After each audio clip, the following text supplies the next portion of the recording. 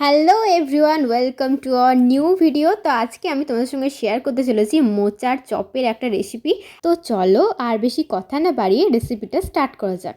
তো প্রথমে মোচাগুলো ছোট্ট ছোট্ট করে কেটে নেবে, আর তার সঙ্গে আলুও। তো মোচা আলুটা ভালো করে ধুয়ে নেওয়ার পর এটা প্রেশার কুকারে সিদ্ধ করতে দিতে হবে।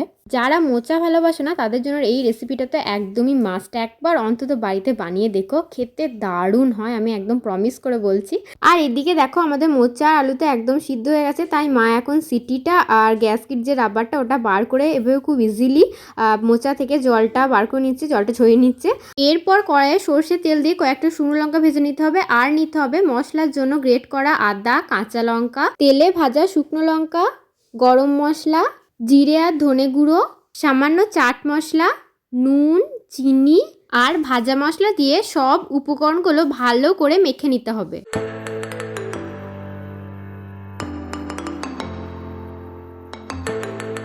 মশলাটা ভালো করে মাখা হয়ে গেলে সিদ্ধ করা মোচা আর আলু দিয়ে আবার ভালো করে মেখে নিতে হবে সব কিছু। যেহেতু আমরা আলুর খোসা ছাড়াইনি, তাই এখন ভালো করে মা আলুর খোসাগুলো ছাড়িয়ে নেবে আর তারপর সব কিছু ভালো করে মেখে নেবে। তোমরা কিন্তু এই সেম প্রসেসে আলুর চপ তৈরি করেও খেতে পারো, মোচাটা শুধু না দিলেই হবে।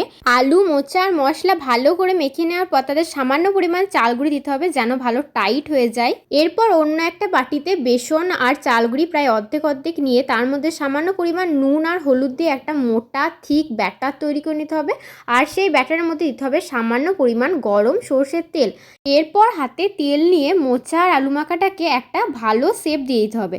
তোমরা যে কোনো কিছু শেপ দিতে পারো, মা এখানে চপের শেপ দিয়েছে, একদম দোকানে যেরকম চপ হয় ঠিক সেরকমই।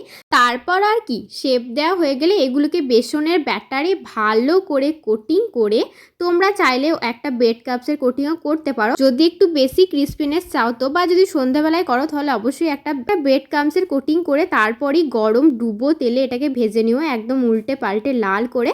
তাহলেই তৈরি হয়ে যাবে আমাদের ক্রিস্পি ক্রিস্পি মোচার চপ।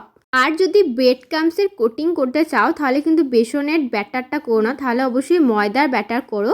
ভাজা হয়ে গেলে তোমরা এটা গরম গরম শুধু সস বা কাসুন্দি দিয়েও খেতে পারো, অথবা মুড়ি দিয়েও খেতে পারো, অথবা গরম ঘি ভাত দিয়েও খেতে পারো। তিনটে দিয়েই কিন্তু অসাধারণ লাগবে, আমি তোমাদের বলছি।